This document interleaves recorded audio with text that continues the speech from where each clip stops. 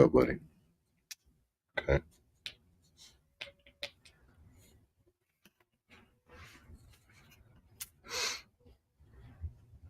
You could have nap time again at like 11:30 or 12, but you definitely got to wake up now. So we can't have you running around all through the house and stuff at noon, at midnight, 11 o'clock. You got to wake it up. All right. Welcome to the MasterMind Library. They call me Ferdinand, the bringer of balance, leader of many disciplines, and your host of the MasterMind Library, the home of the MasterMind Book Club.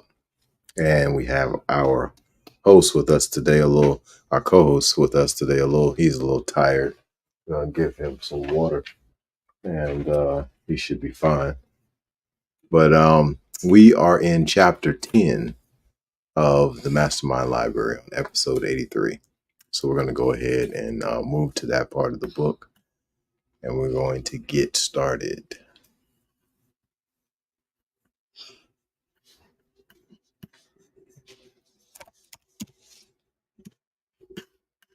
The Flight to the Ivory Tower. Okay. And then we also have our live audience, as y'all know. Elijah, Huey, and Sincere. Elijah, since I just so happen to forget, if you don't mind, turn on those lights for me. Thank you. So Elijah is also serving as our technical director of lighting. Thank you very much. All right, let's get back to it. Let's make this a little bit bigger.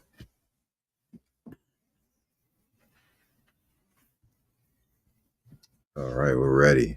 All right, Trey. The Flight to the Ivory Tower. Okay, you see that right there?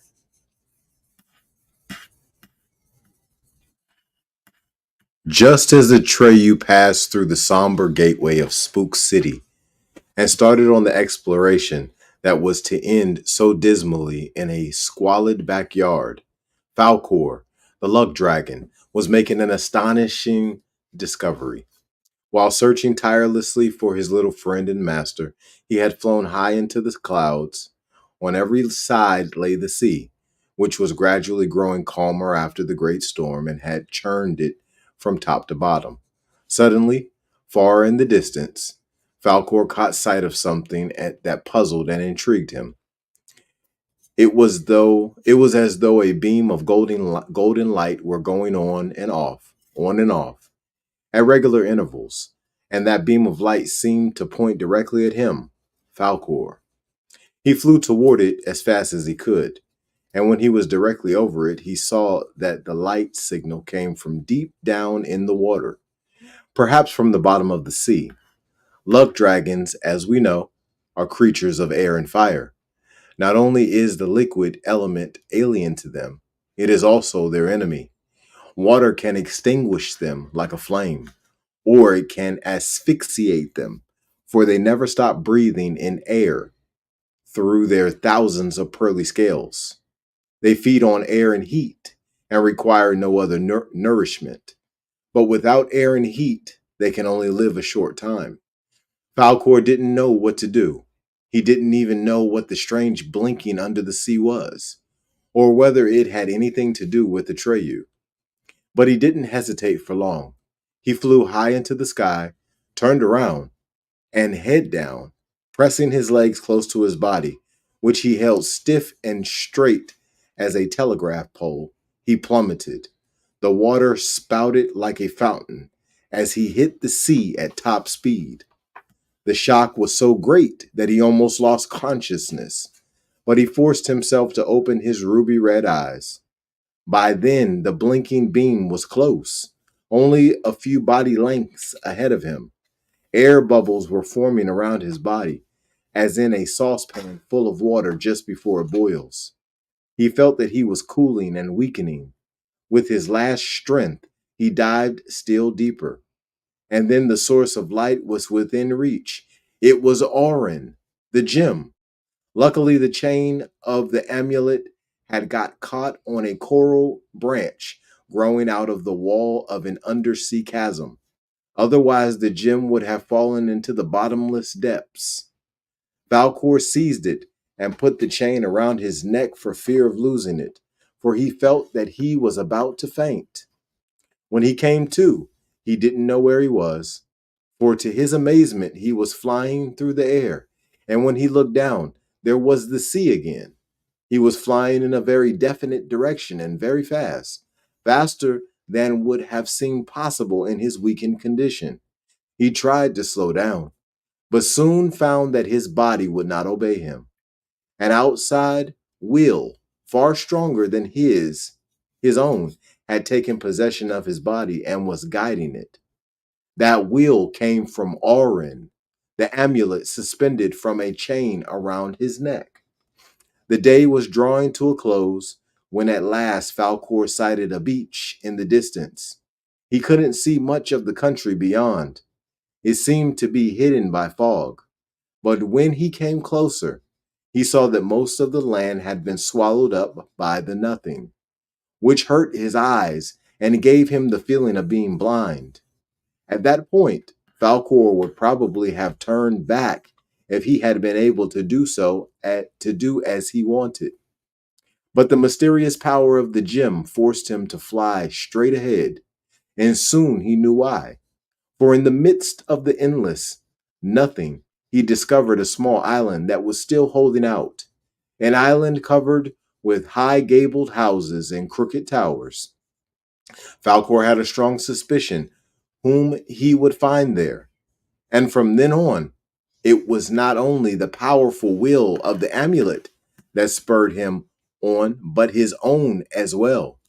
It was almost dark in the somber backyard where Atreyu lay beside the dead werewolf. The luck dragon was barely able to distinguish the boy's light colored body from the monster's black coat. And the darker it grew, the more they looked like one body. Atreyu had long given up trying to break loose from the steel vise of the werewolf's jaws. Dazed with fear and weakness, he was back in the grass ocean. Before him stood the purple buffalo he had not killed. He called to the other children, his companions of the hunt, who by then had no doubt become real hunters. But no one answered. Only the giant buffalo stood there motionless, looking at him. Atreyu called Artax, his horse, but he didn't come, and his cheery neigh was nowhere to be heard. He called the childlike empress, but in vain. He wouldn't be able to tell her anything. He hadn't become a hunter, and he was no longer a messenger. He was nobody. Atreyu had given up. But then he felt something else, the nothing.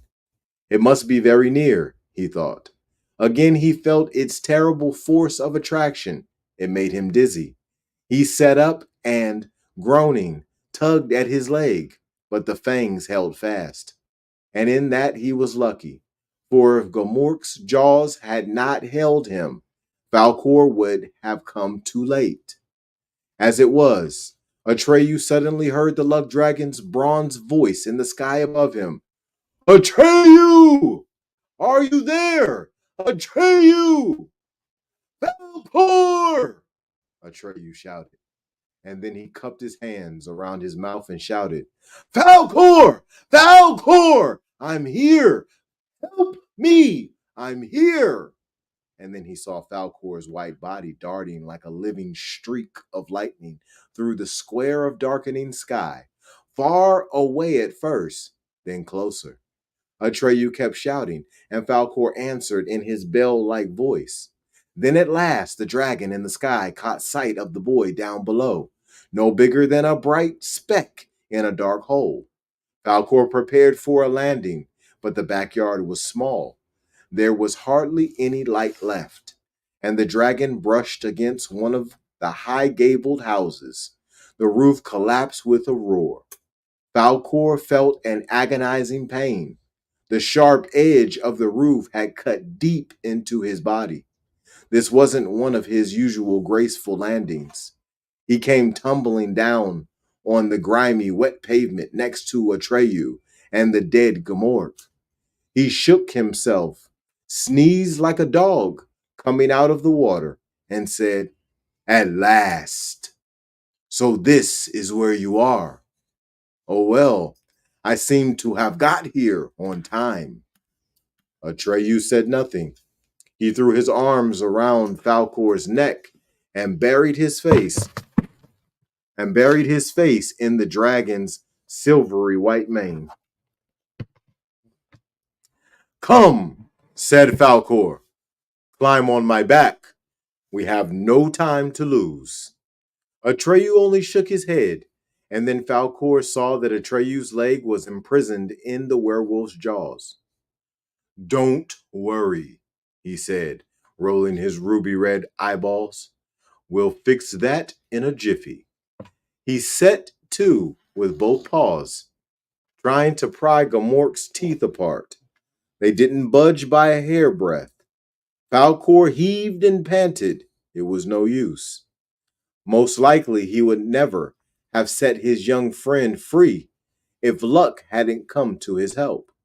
But luck dragons, as we know, are lucky, and so are those they are fond of. When Falcor stopped to rest, he bent over Gamork's head to get a better look at it in the dark. And it so happened that the childlike empress's amulet, which was hanging from the chain on the dragon's neck, touched the werewolf's forehead.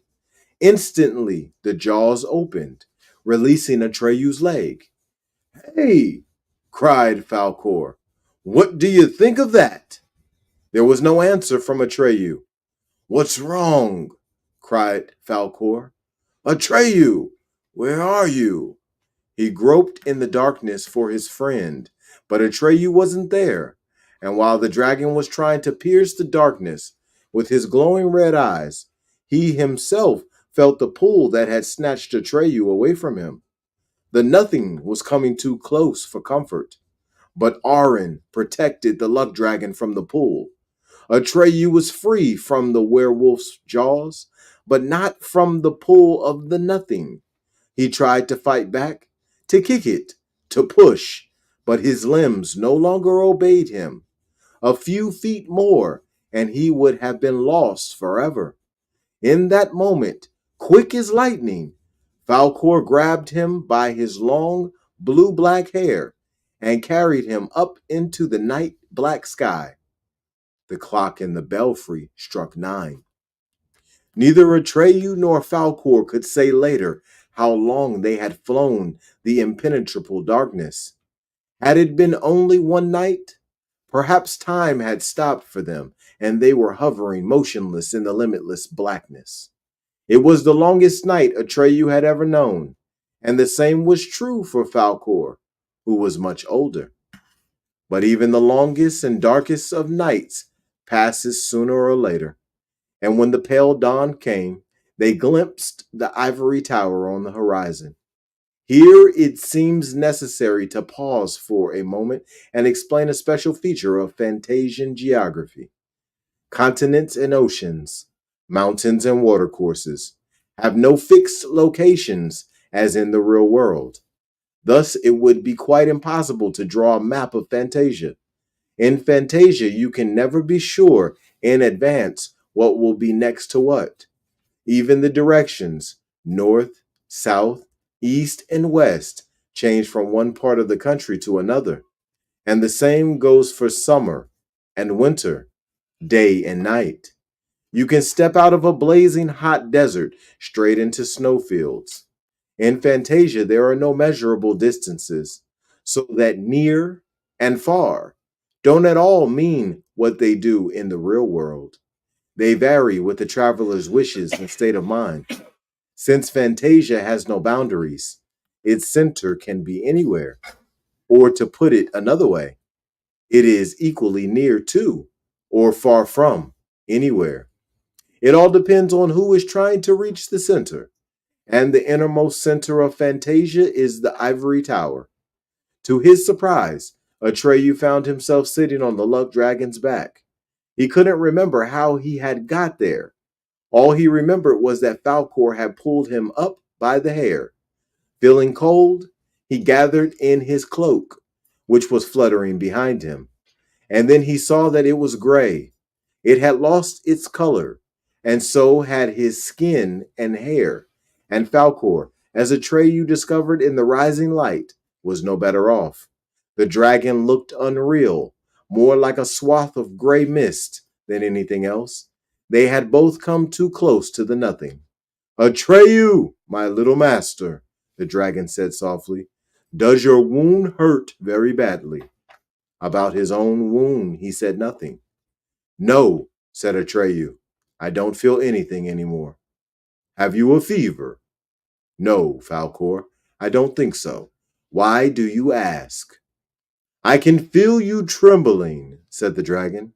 What in the world can make Atreyu tremble now? After a short silence, Atreyu said, we'll be there soon. And then I'll have to tell the childlike empress that nothing can save her. That's harder than anything else I've had to do. Yes, said Falcor, even more softly. That's true. They flew in silence, drawing steadily nearer to the ivory tower. After a while, the dragon spoke again.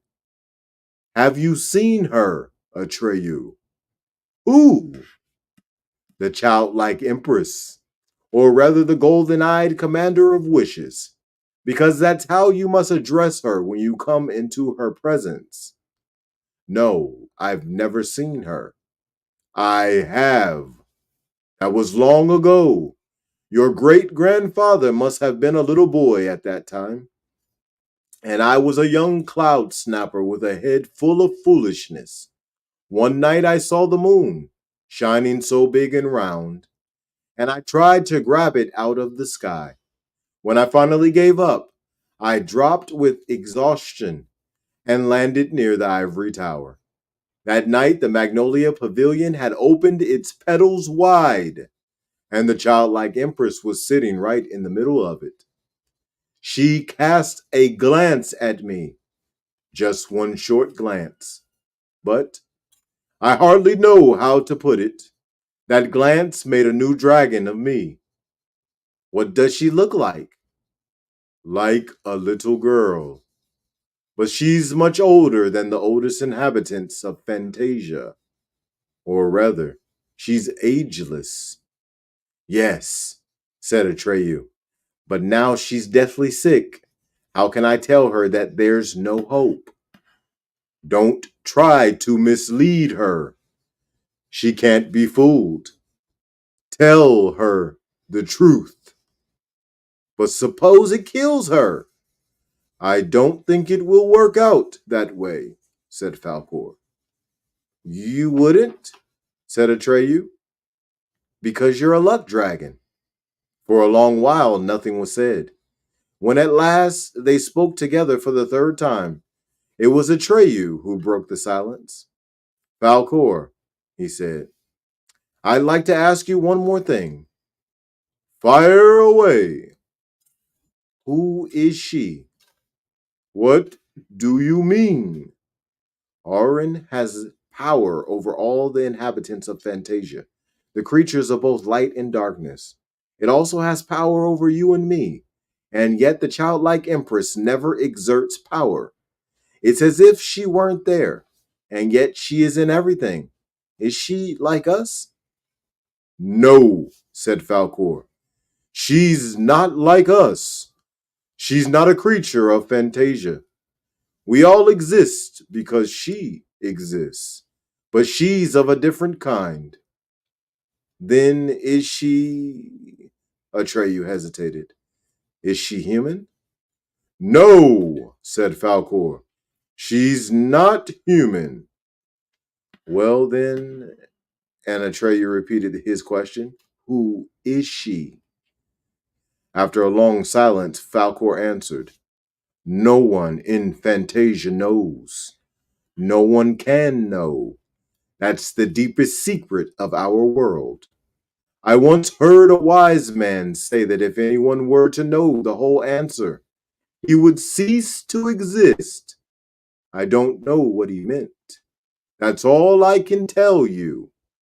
And now, said Atreyu, she'll die and we'll die with her, and we'll never know her secret.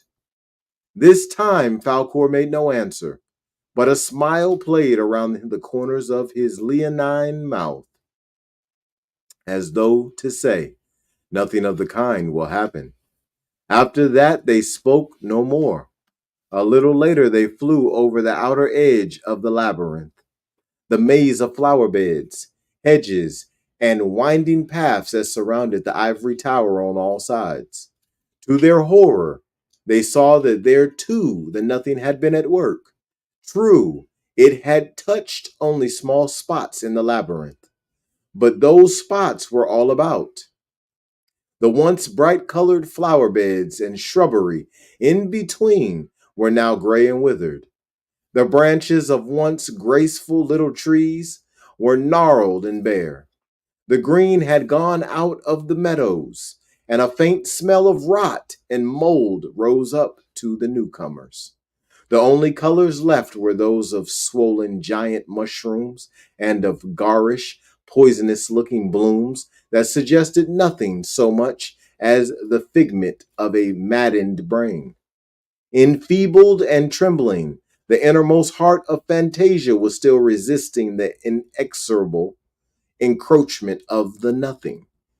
But the ivory tower at the center still shimmered pure, immaculately white. Ordinarily, flying messengers landed on one of the lower terraces.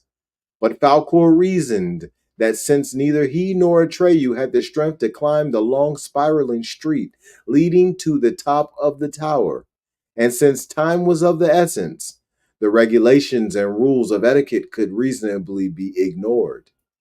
He therefore decided on an emergency landing, swooping down over the ivory buttresses, bridges, and balustrades. He located, just in time, the uppermost end of the spiraling high street, which lay just outside the palace grounds. Plummeting to the doorway, he went into a skid, made several complete turns, and finally came to a stop tail first. Atreyu, who had been clinging with both arms to Falcor's neck, sat up and looked around. He had expected some sort of reception, or at least a detachment of palace guards to challenge them. But far and wide there was no one to be seen. All the life seemed to have gone out of the gleaming white buildings round about. They've all fled, he thought. They've left the childlike empress alone. Or she's already... Atreyu, Falcor whispered. You must give the gem back to her. Falcor removed the golden chain from his neck. It fell to the ground. Atreyu jumped down off Falcor's back and fell. He had forgotten his wound. He reached for the glory and put the chain around his neck. Then, leaning on the dragon, he rose painfully to his feet. Falcor, he said, where must I go? But the luck dragon made no answer. He lay as though dead. The street ended in front of an enormous, intricately carved gate, which led through a high white wall. The gate was open. Atreyu hobbled through it and came to a broad, gleaming white stairway that seemed to end in the sky. He began to climb. Now and then he stopped to rest. Drops of his blood left a trail behind him. At length the stairway ended.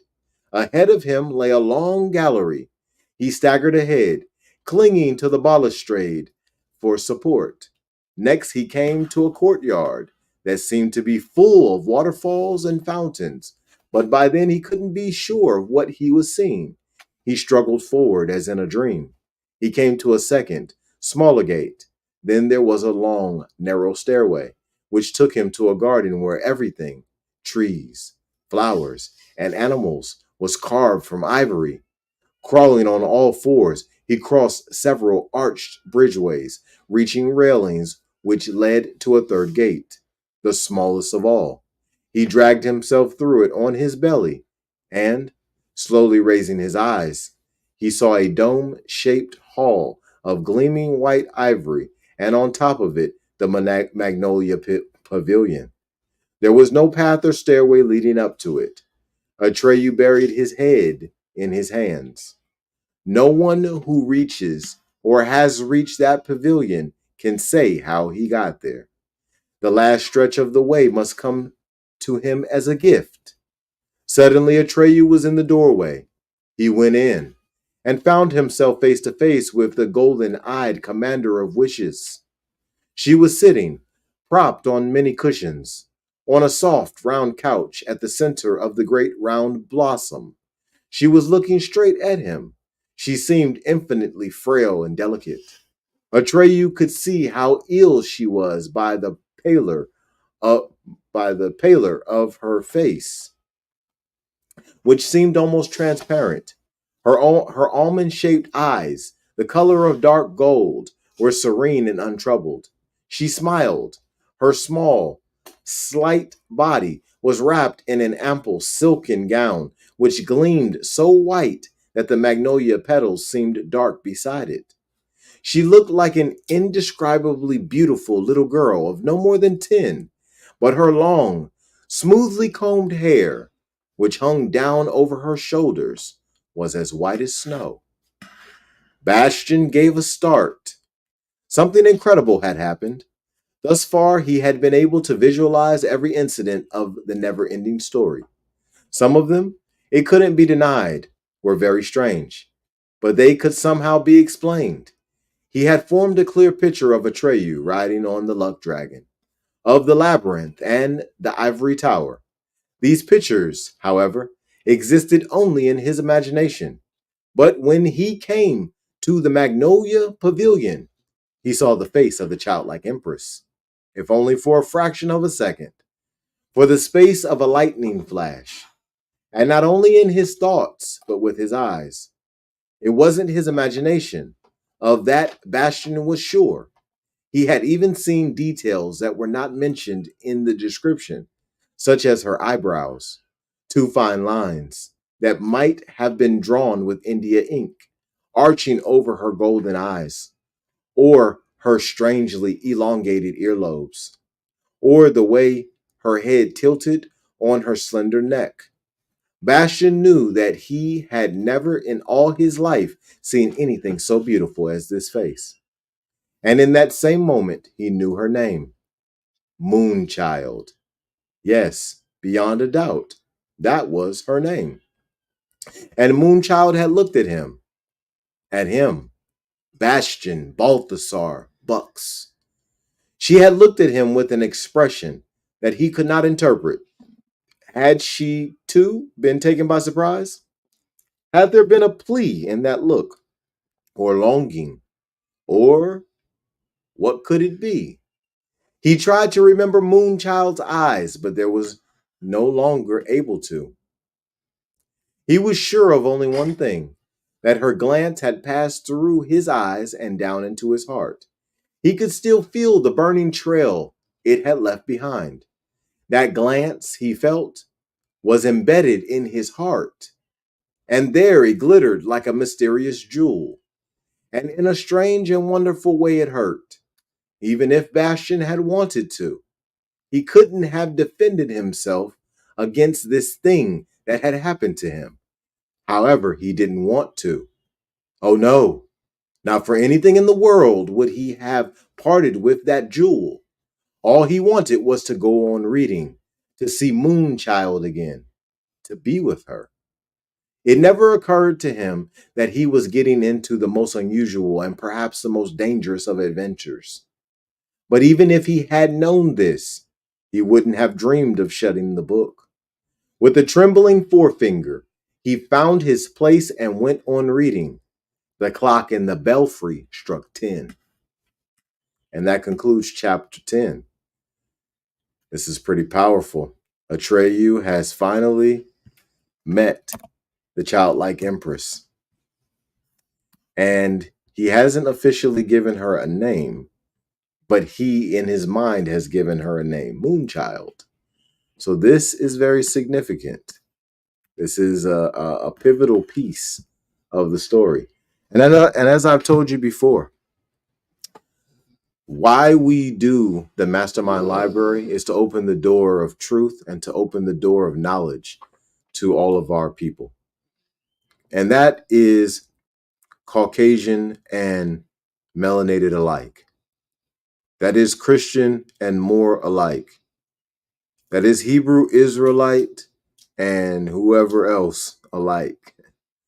All of the sects, SECT, all of the tribes, all of the families.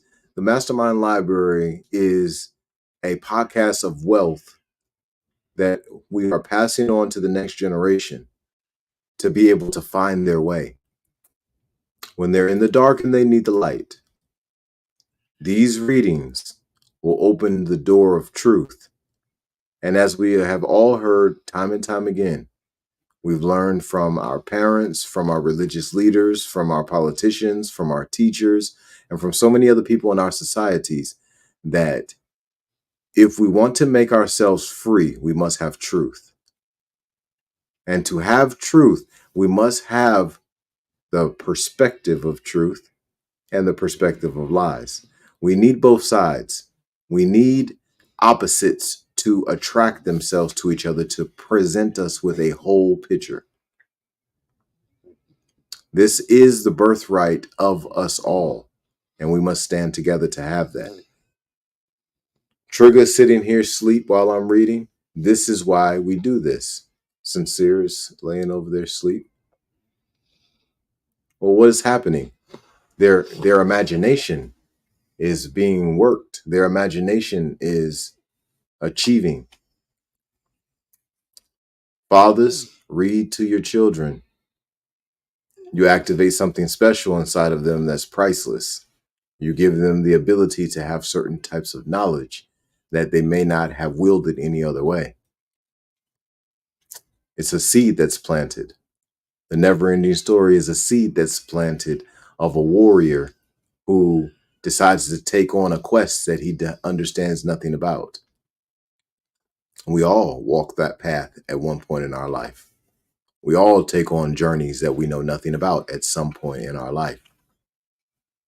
And this story helps us to see how we are to operate, how we are to have faith, how we are to walk that path with no fear, guilt, doubt, or disbelief.